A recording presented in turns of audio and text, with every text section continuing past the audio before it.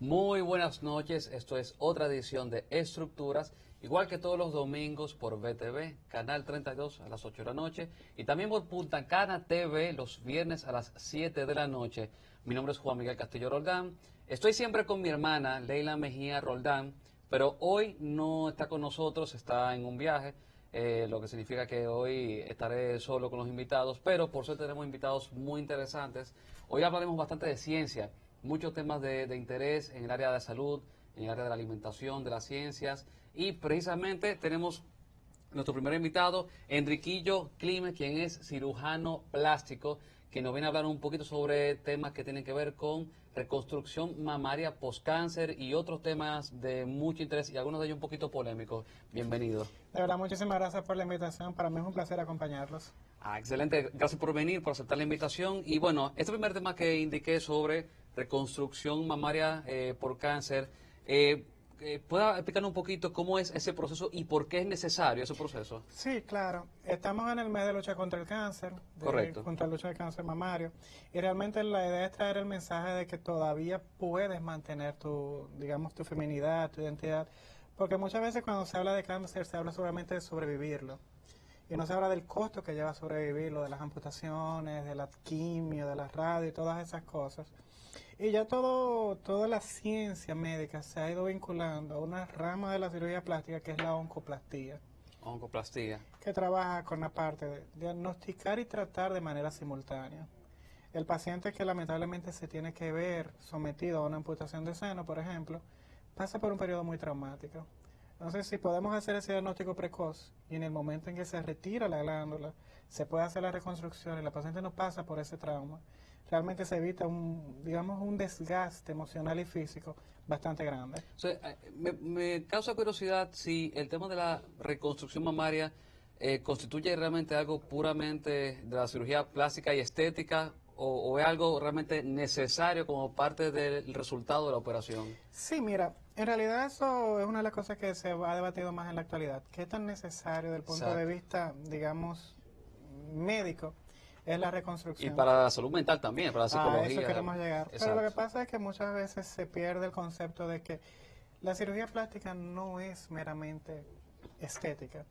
Cuando estamos tratando a un paciente y estamos reconstruyendo algo, cuando estamos rehaciendo y rehabilitando algo, le estamos permitiendo que ese paciente vuelva a su vida normal, que se identifique consigo mismo, que no pierda su identidad y que no se pase o no se someta a momentos difíciles como por ejemplo usar quizá un brasier de relleno o el no querer ir a la playa o el privarse de actividades físicas que normalmente le gustaban, por ejemplo, como el baile, entre otras cosas. O sea que también ese costo, digamos, emocional, Claro. en el estado de ánimo del paciente, también va a tener manifestaciones, puede tener manifestaciones en su salud física, puede somatizar muchas cosas Claro, y también claro. empeorar el proceso de recuperación, ¿cierto? Lógico, una paciente que está deprimida es una paciente que no se recupera. La depresión es una enfermedad y el verse amputada puede en ocasiones producir estados de depresión.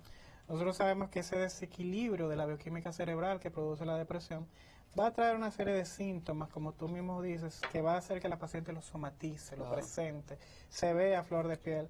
Entonces, lógicamente, la inmunidad disminuye, la paciente se infecta. Claro, la disminución del sistema inmunológico se va a enfermar con más frecuencia. Se enferma con más frecuencia. Y una paciente que está superando un cáncer, que se enferme más, evidentemente va a aumentar los riesgos de recidiva. Claro, y esta cirugía es costosa. Mira, yo me estrené en Brasil, donde el Estado la financia, y es una de las cosas que nosotros hemos estado tratando de postular en nuestro Congreso. Hemos tratado de hacer contacto con algunos de los que serían, entre comillas y paréntesis, nuestros congresistas para postularle el proyecto, porque entendemos que le sale más barato al Estado. Me explico. Cuando tú sometes a una paciente a una amputación, que en la mayoría de los hospitales de oncología se hace, ese paciente se somete a una cirugía.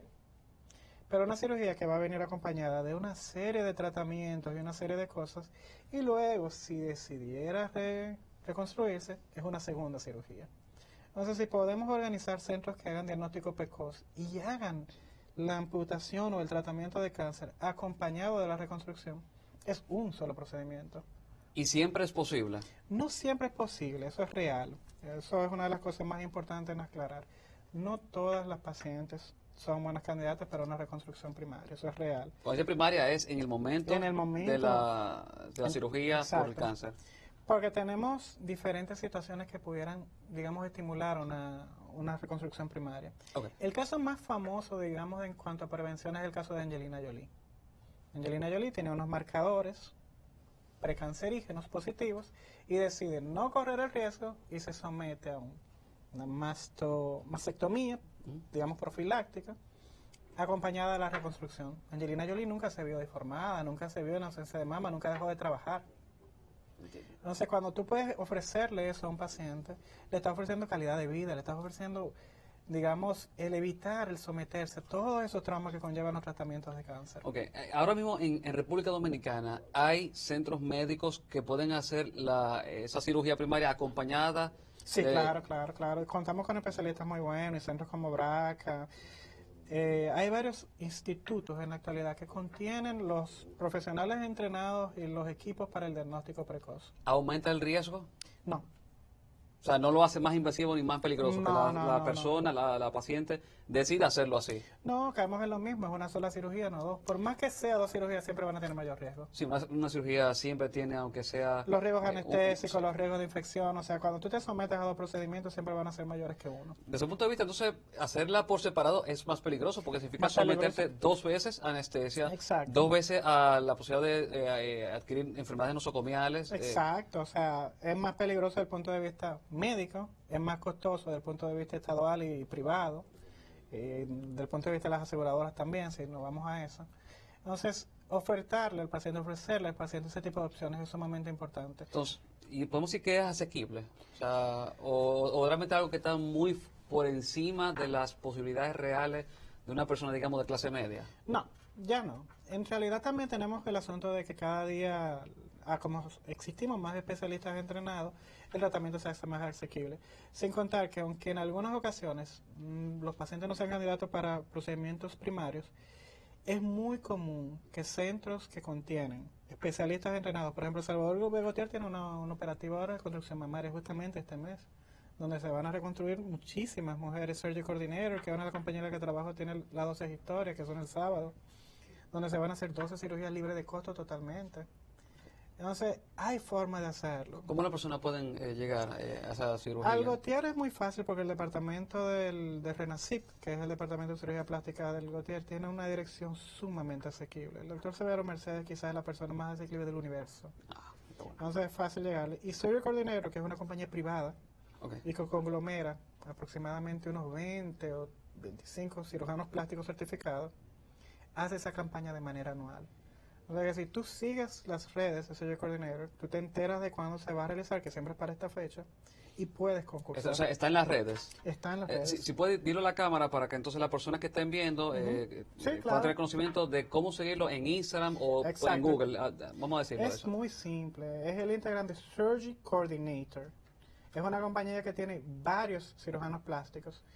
Síganlos. Ustedes van a ver ahora mismo, justamente el sábado, son las 12 historias. Se van a hacer un total en realidad de 14 cirugías, porque supuestamente eran 12, pero hubieron 2 pacientes que clasificaron. Y decidimos no negarles el chance. Y es totalmente libre de costo en centros privados y por cirujanos particulares. Pero me parece extraordinario eso.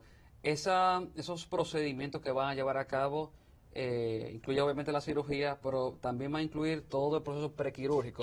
Todo es saldado, o sea, todo es costeado de manera universal por la compañía. Todos los exámenes, todo. Todos los análisis, cardiólogos, Doppler, evaluaciones por la neumóloga.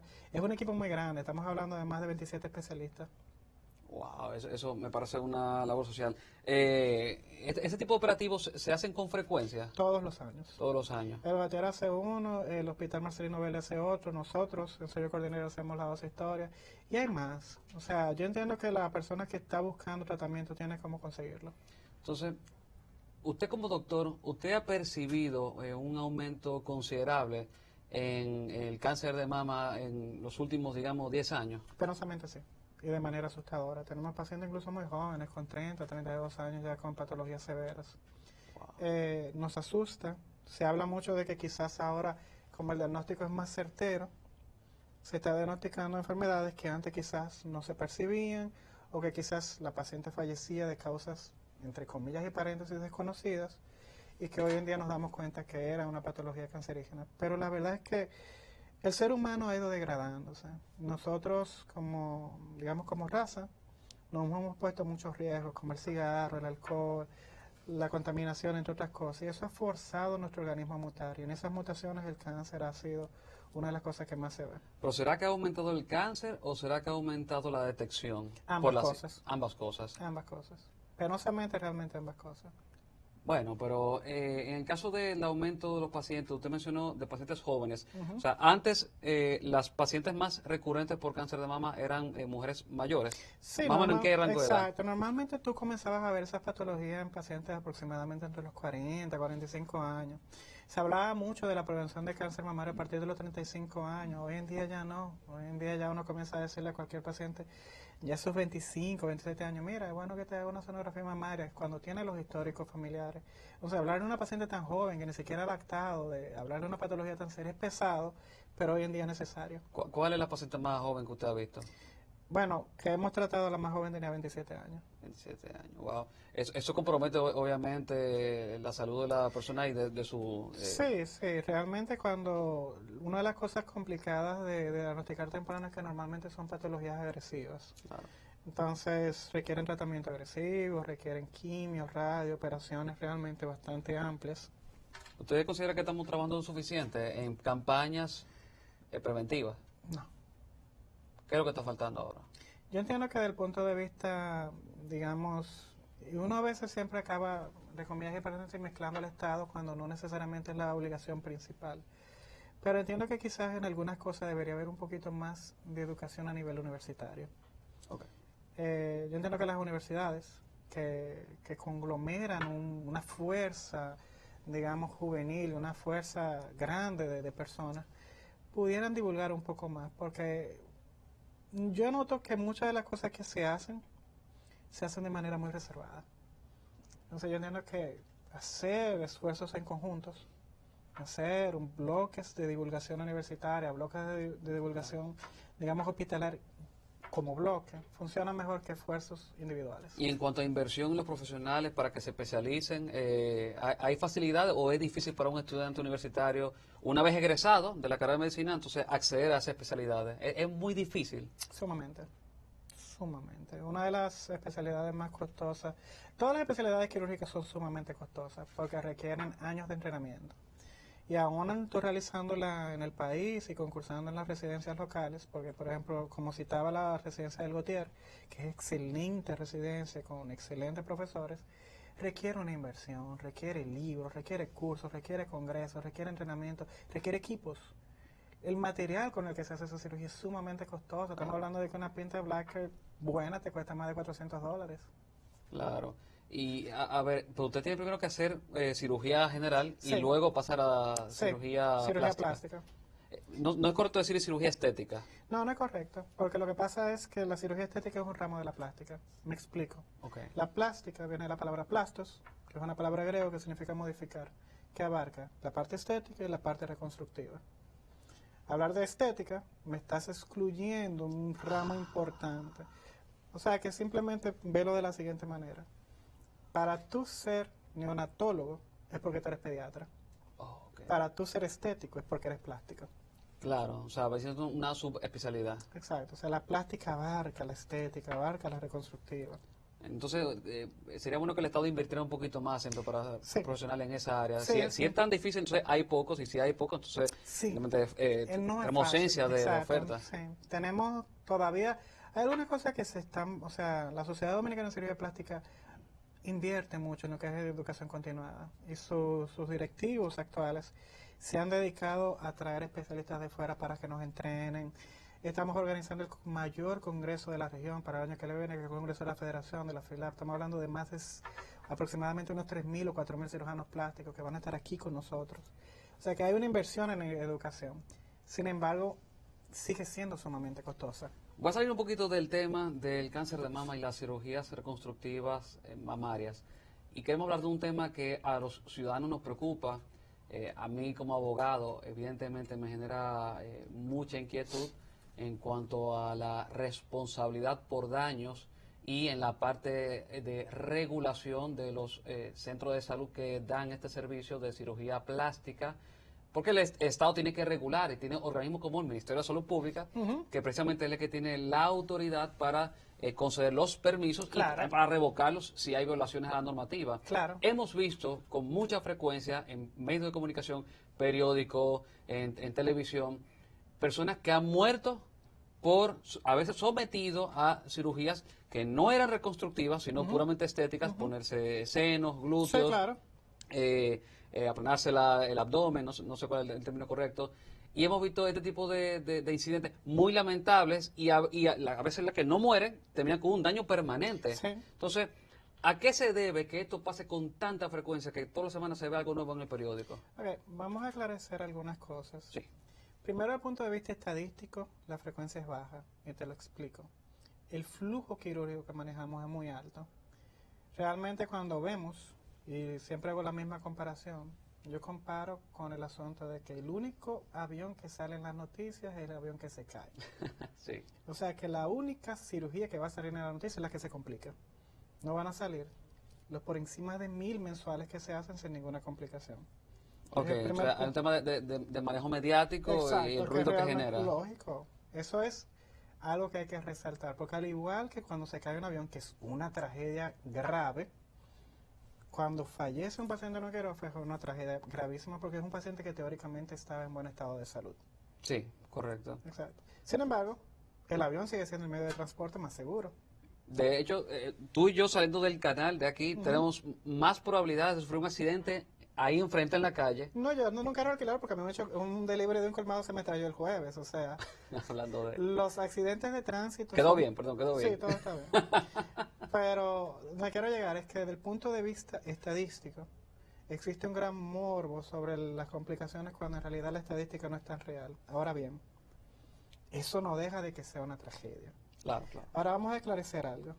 Si el avión cuando se cae, el piloto que estaba era un piloto de avioneta y no de avión, hubo un fallo en la línea, en la cadena de Ah, organización. por supuesto. Entonces, si tú tienes un cirujano estético, no plástico, me explico, existen médicos que han hecho cursos online, cursos semipresenciales de otras especialidades que se aventuran a ejercer cirugía Sí, plástica. en muchos de esos casos me consta que en el perfil que describen los medios de comunicación, el médico Que ejerce, que hizo la operación no contaba realmente con los Exacto. estudios necesarios. Era un cursito A eso quiero llegar. corto, o sea, Exacto. no Si nos argumentaba. vamos con el mismo ejemplo de ablación, no tenía las horas de vuelo. O sea, básicamente. Pero, ¿qué tipo a ver, desde el punto de vista técnico, usted como cirujano plástico, usted seguramente conoce alguno de esos casos y tiene conocimiento de cuáles son las cosas que salieron mal. Usted puede decirle a la audiencia más o menos Sí, cuáles son claro, esos claro. ríos por lo menos en los casos más escandalosos, cuáles fueron las cosas, los fallos, las negligencias que se cometieron que llevaron a la muerte de personas en proceso de cirugía plástica. Sí, mira, cuando es el caso de un intrusista, que es el que estoy citando, le hace un pseudo especialista, un especialista que no es del área, muchas veces ese especialista va a carecer o de los equipos o de la formación adecuada. Entonces, por ejemplo, nosotros, durante mi entrenamiento, que fue hace unos 8 o 10 años, nosotros inyectábamos la grasa, cuando hacíamos la transferencia de grasa glútea, en el músculo, y se consideraba adecuado. Se han hecho estudios de pericia, se ha visto que el riesgo es mayor, que no se debe realizar. Entonces, hoy en día ya yo no lo hago. Ahora, un especialista que no se haya actualizado lo va a seguir haciendo y va a continuar teniendo riesgos mayores y aumentados. Entonces, muchas veces lo que pasa es que ese pseudo especialista no tiene el entrenamiento adecuado, no tiene la actualización y va, lógicamente, a exponerse a un mayor índice de complicación. Claro, en algunos casos hemos visto que ha habido infecciones también. Sí, Y las claro. infecciones tienen que ver con la no preservación del ambiente higiénico. Claro, una eh, cadena no de su- esterilización adecuada. Claro, porque están contaminados, porque de ahí vienen las infecciones. Sí, claro, porque lo que caemos en lo mismo, es muy costoso. La gente habla mucho de los costos de una cirugía estética, pero es que con lo que conlleva es muy costoso. O sea, cuando tú hablas de un quirófano inteligente para una cirugía plástica, la inversión que requiere es millonaria. Entonces, como la inversión es tan grande, muchas veces estos especialistas no tienen la estructura. Entiendo. Y esas infecciones, lo peor es que bacterias, ¿cierto? Bacterias Sí. que suelen ser muy resistentes. Sí, nosotros en el país, igual que en todos los países, porque existen bacterias que son, entre comillas y paréntesis, por brotes. Ha habido brotes, por ejemplo, de una bacteria que sale mucho en las noticias, que es el Mycobacterium. Y lógicamente han habido brotes en Nueva York, han habido brotes en Boston y ha habido brotes aquí también. Entonces es una bacteria muy difícil de tratar. Y como es muy difícil de tratar, vienen las complicaciones. Claro, y el tema de que aquí hay una pésima regulación en cuanto a consumo de antibióticos. O sea, todo el mundo por todo Sí. mete antibióticos y Sí, estamos porque creando tú vas a la superbacterias. farmacia y pides lo que quieras, entonces ahí viene el asunto de que tú creas resistencia al tratamiento. Sí, sí, eso en un país desarrollado conseguir antibióticos es mucho más delicado que acá. Aquí tú Muchísimo ya más. con que te pidas amoxicilina y te la venden. Sí, claro. Bueno, vamos a hacer una pequeña pausa ahora para cumplir con los compromisos comerciales y volvemos en breve en Estructuras por BTV Canal 32.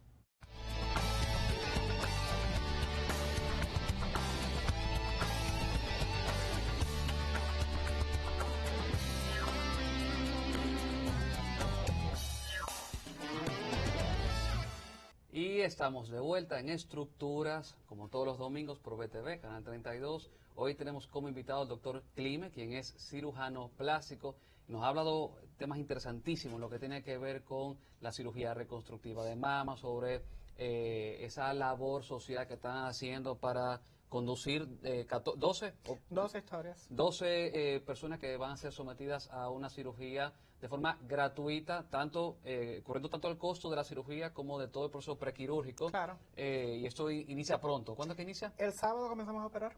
El sábado mismo comenzamos a operar. Hemos hablado mucho también sobre el tema de los riesgos que pueden ocurrir en un quirófano cuando personas se someten a alguna cirugía, pero hemos visto también estas historias que se suenan mucho en los medios de comunicación, pero porcentualmente no es tan usual. Exacto. Lo que pasa es que es como el avión que se cae. Exacto. Entonces queremos saber, doctor, usted, este proceso de someter a una persona a una cirugía reconstructiva, todavía hay un poco de confusión, de tabú, de mala interpretación de por qué una persona se somete a este tipo de cirugía. A veces dicen, bueno, es solamente vanidad, pero no es solamente la parte puramente estética, sino la parte de salud mental de la persona que puede conducir a otros males. O sea, ¿cómo derrumbamos ese mito? Mira, es simple. El 98% de las cirugías plásticas tienen una corrección funcional.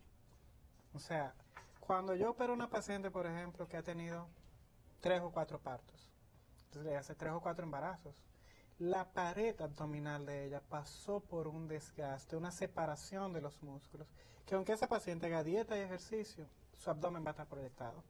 Entonces hay un reparo de la función de la pared abdominal, que incluso tiene un reparo funcional real, porque el hecho de que los músculos estén separados la expone a patologías como las hernias.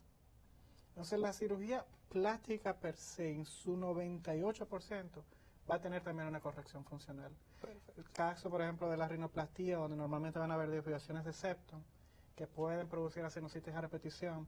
El caso del paciente, por ejemplo, que rebajó grandes cantidades de libras, un postbariátrico, por ejemplo, y le sobra mucha piel. Claro. Y en el medio de esas doblas de piel le salen hongos, tiene dificultad en usar una serie de ropa. O sea, hay una parte funcional de la cirugía que es responsabilidad de la plástica. Y es por eso que no es solamente estético.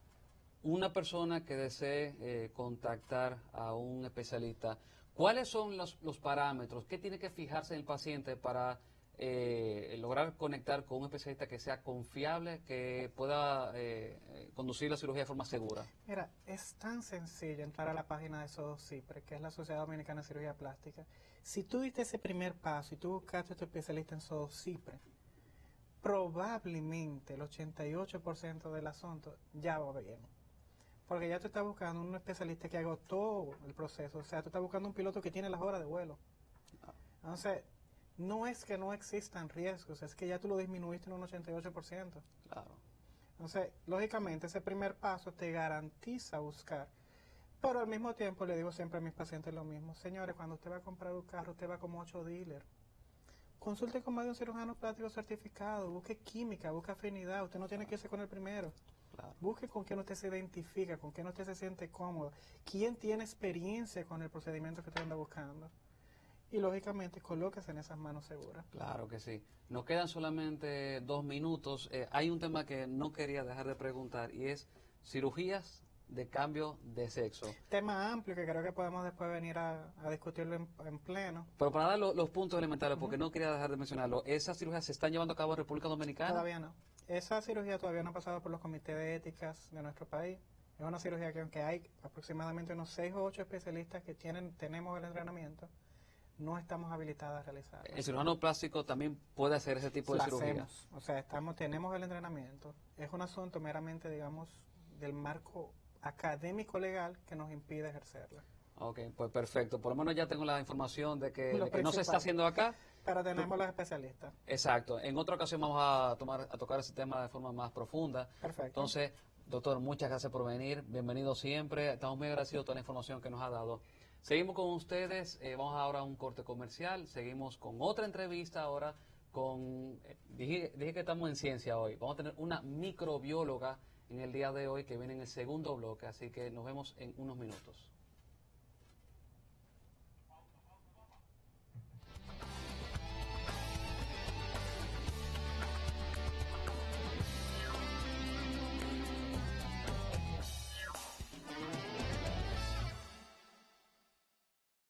Y estamos de vuelta en estructuras. Deberíamos poner el nombre del programa hoy, estructuras científicas, porque estamos solamente en ciencia hoy. Lo cual es muy interesante porque desde que llegue Leila es fundamentalmente política, que a ella le encanta.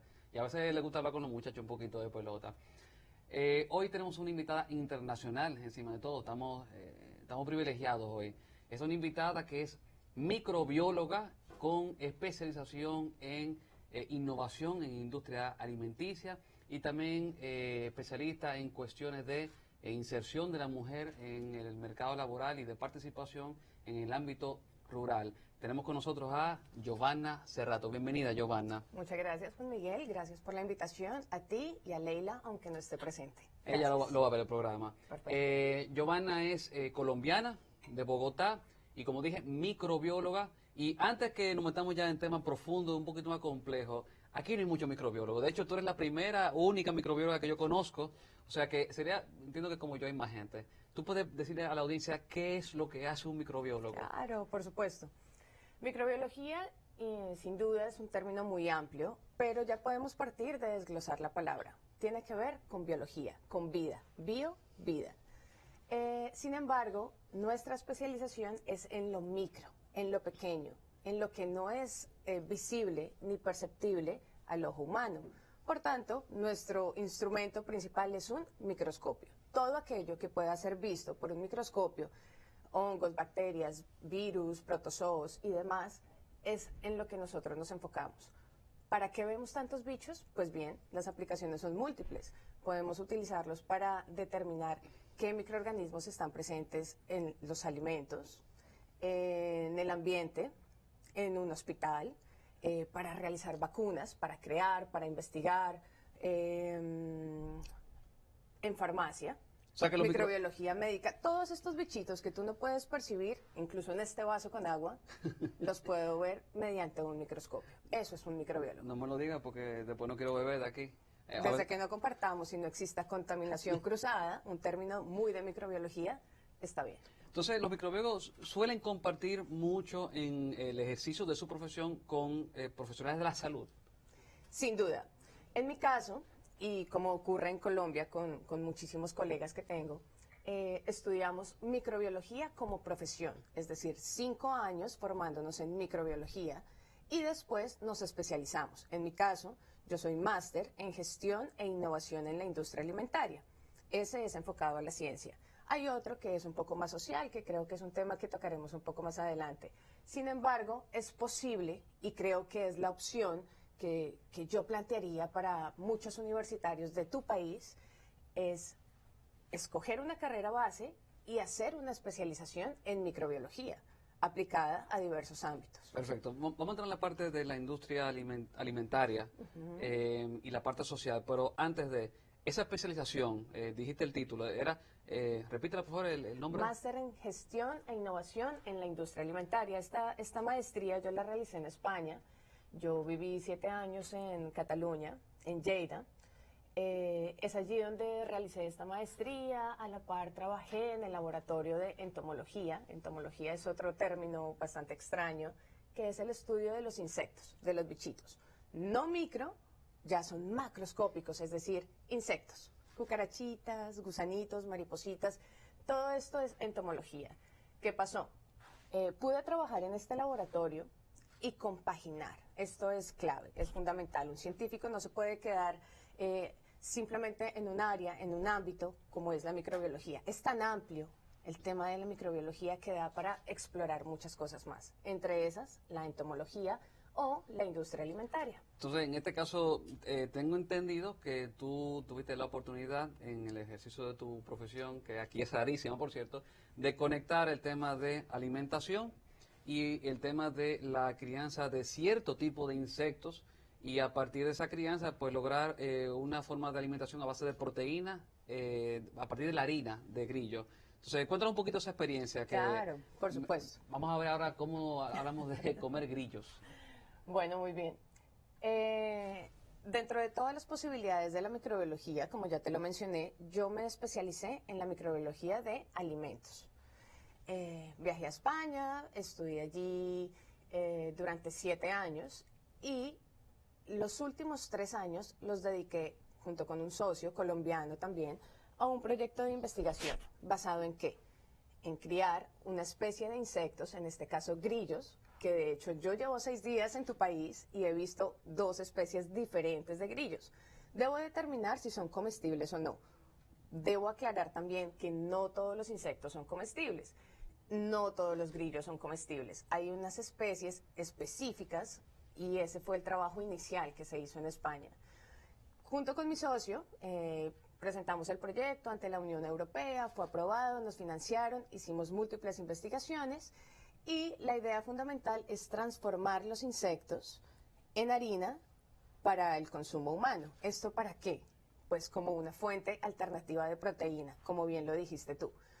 Ese fue un proyecto inicial que trabajamos en España, aplicamos en Colombia, pero perfectamente se puede replicar en cualquier país. Es escalable y replicable como debe ser un emprendimiento y como debe ser cualquier factor de innovación. Perfecto. Entonces, vamos a aplicar a la audiencia. ¿Por qué es interesante visualizar a los insectos, a los que son comestibles, evidentemente, como una fuente ideal de proteína, a diferencia de otras fuentes tradicionales como son el pollo, la carne de res, carne de cerdo? ¿Por qué es interesante?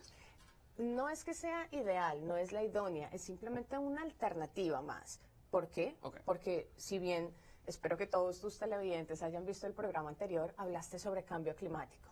Resulta que el principal emisor de gases de efecto invernadero, como bien lo mencionaron Leila, tú y los entrevistados que tuvieron, es el tema de los gases de efecto invernadero producidos por las vacas, por el ganado principalmente. ¿Qué estamos buscando o qué buscábamos en el momento en el que yo decidí empezar con este proyecto, que por cierto fue muy exitoso tanto en Colombia como en otros países? Era buscar un reemplazo, una alternativa sostenible, sustentable, que pudiera cumplir con ciertos parámetros de las 17 parámetros que se tienen en cuenta de sostenibilidad. Claro, desarrollo sostenible. Correcto. Ahora, esta alternativa es funcional para países como el nuestro, países en desarrollo. Sin duda, y esa era la principal idea. Claro. Te voy a responder esa pregunta enlazándolo con lo siguiente. Desde que yo estaba estudiando mi carrera, mi licenciatura, entendí que no puede haber ciencia si no se tiene un aspecto social en donde aplicar esa ciencia. De nada sirve hacer ciencia por hacerla, si no hay a quién beneficiar. En este caso, esta aplicación de la ciencia, específicamente de la microbiología de alimentos, va a verse beneficiado ¿quién? Una población. ¿Qué población? Una población vulnerable. Te hablo de población en donde se habla del término desnutrición y malnutrición. Son diferentes.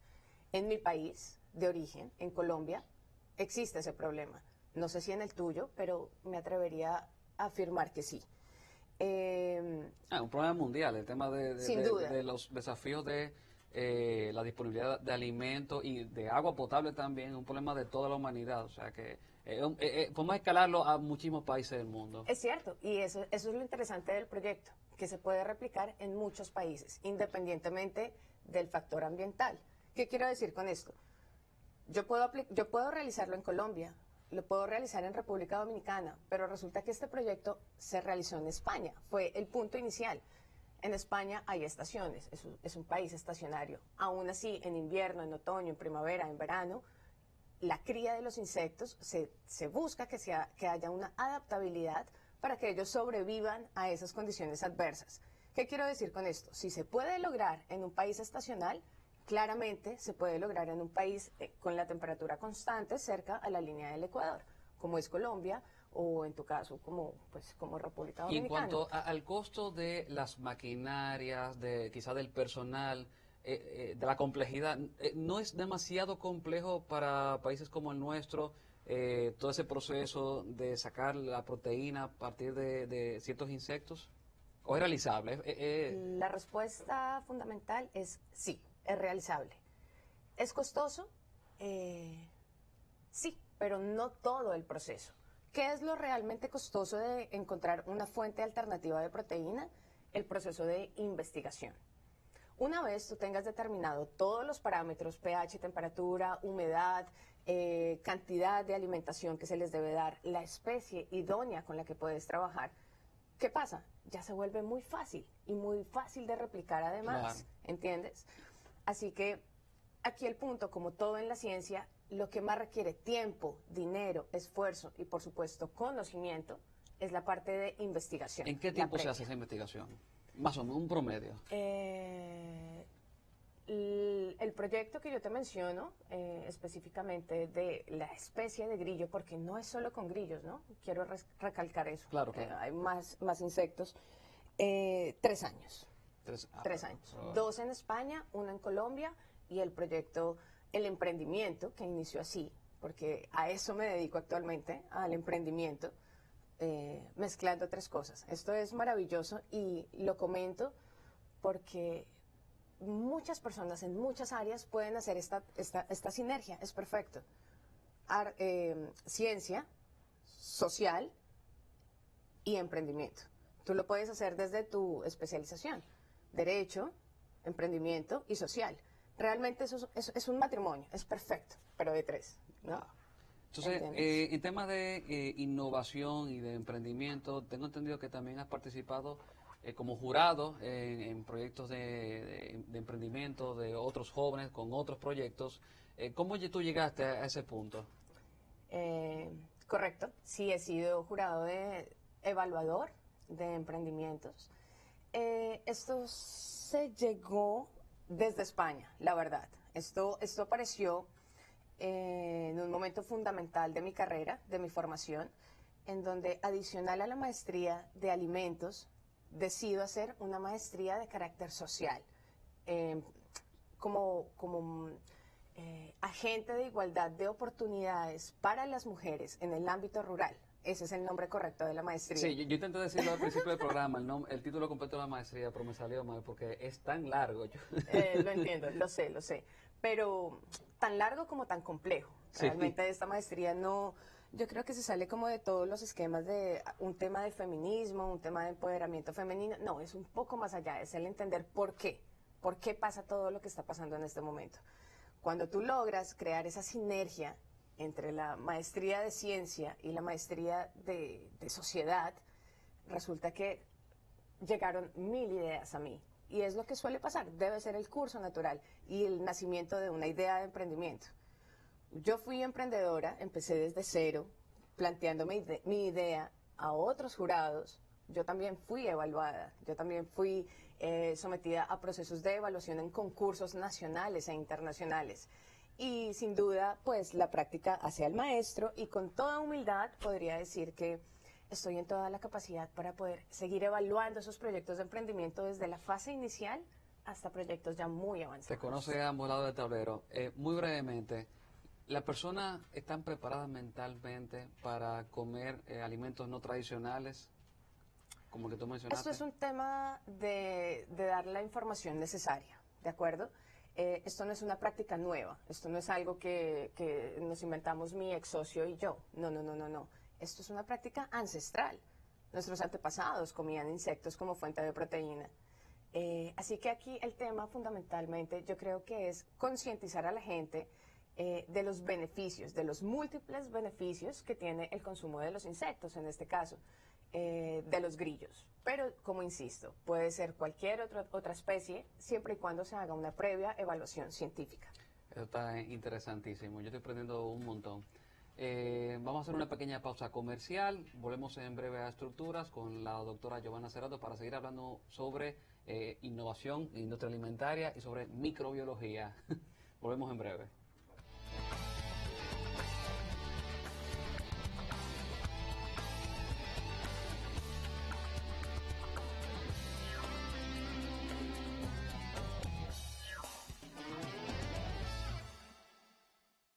Gracias por estar con nosotros. Estamos de vuelta en Estructuras hablando de microbiología. Tenemos poco tiempo, pero vamos a tratar de contestar algunas cosas que estoy seguro que también quiere saber la audiencia. Y es, hablamos de emprendimiento y de innovación. Giovanna, ¿tú consideras que la juventud actualmente está siendo proactiva en la búsqueda de nuevas alternativas, tanto en la industria alimentaria o alimenticia en la que tú has trabajado, como en otras áreas del conocimiento y de las ciencias? Sin duda, no puedo dudar en esa respuesta. No solo en Colombia, realmente he tenido la posibilidad de evidenciar temas de emprendimiento en Francia, en Ámsterdam, ahora que estoy en tu país. Gracias por la bienvenida que me han dado. A ti por venir. Me encantaría poder determinar cómo está ese panorama de los jóvenes, no necesariamente universitarios, porque también puede ser desde una edad más temprana, sin duda. El tema de emprendimiento sí que requiere una formación académica, pero lo clave aquí es la idea que te apasione. Y esto puede ocurrir en Colombia, en República Dominicana, en Japón, en México, en donde tú quieras. Básicamente, ¿qué es? Que el gobierno, perdón, meterme en este tema que no es el que mejor domino, pero sin duda es la realidad de cualquier emprendimiento. Un joven puede tener una excelente idea, que puede ser replicable, que se puede llevar a cabo, que es viable en su contexto, pero si no cuenta con el entorno necesario para desarrollarla, con el apoyo necesario que básicamente ¿quién lo brinda? El gobierno. Esa idea se queda en nada, se queda en palabras, se queda en sueños.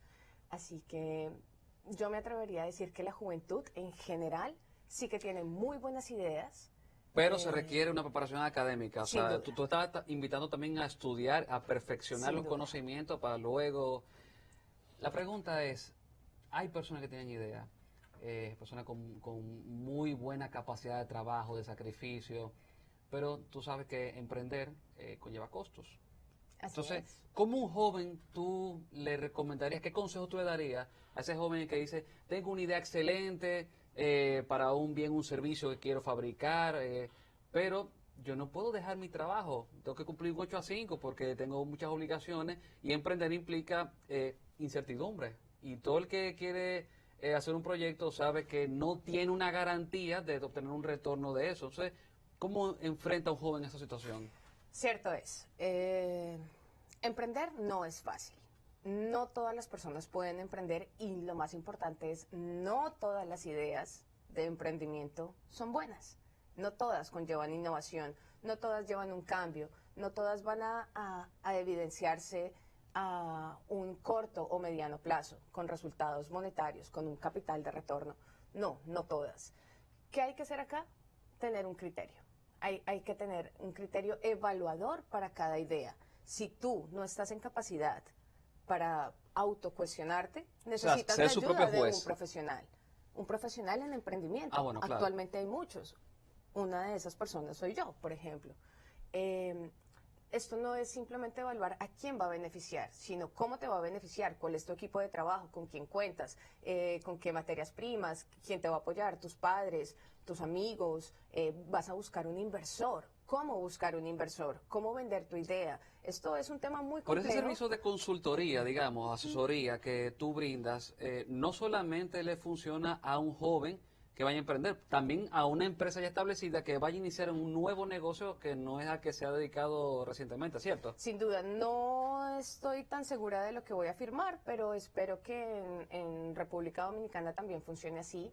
Y es que la mayoría de empresas deben tener un área, un sector de innovación, en donde se propongan nuevas ideas para mejorar frente a la competencia. Esa área de innovación requiere un experto que evalúe cada idea de mejora, cada idea de un nuevo producto, un agregado, cualquier punto que se le dé a un producto como valor agregado ya es una ganancia para una empresa. Eso es fundamental. Así que, en resumen, para empresas, por supuesto, siempre y cuando haya un área específica, un sector en esa área determinado a evaluar los proyectos de emprendimiento. A nivel personal, por supuesto, puede ser un proyecto que te puede solventar la vida. Claro. O a nivel universitario, universidades que apoyan sin duda el tema de emprendimiento. Para despedirnos, Dale. muy brevemente, tenemos un minuto para esa respuesta. Dale. ¿Se puede emprender obteniendo un lucro, evidentemente, porque no todo es una asociación sin fines de lucro, pero que sea sostenible y amigable con el medio ambiente y que también genera algún bien social? Ese sería un emprendimiento ideal. Si se puede hacer, se puede hacer. Yo lo hice. Perfecto. Giovanna, muchas gracias por estar con nosotros. Estamos muy agradecidos. Hoy tuvimos un invitado internacional y hemos aprendido muchísimo.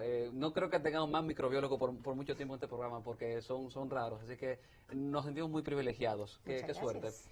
A ustedes, gracias por mantener la sintonía. Como siempre, Estructuras todos los domingos a las 8 de la noche por BTV, Canal 32, Punta Cana TV, los viernes a las 7 de la noche. Recuerden que también tenemos las redes sociales. Estamos en Instagram con @estructurasntv.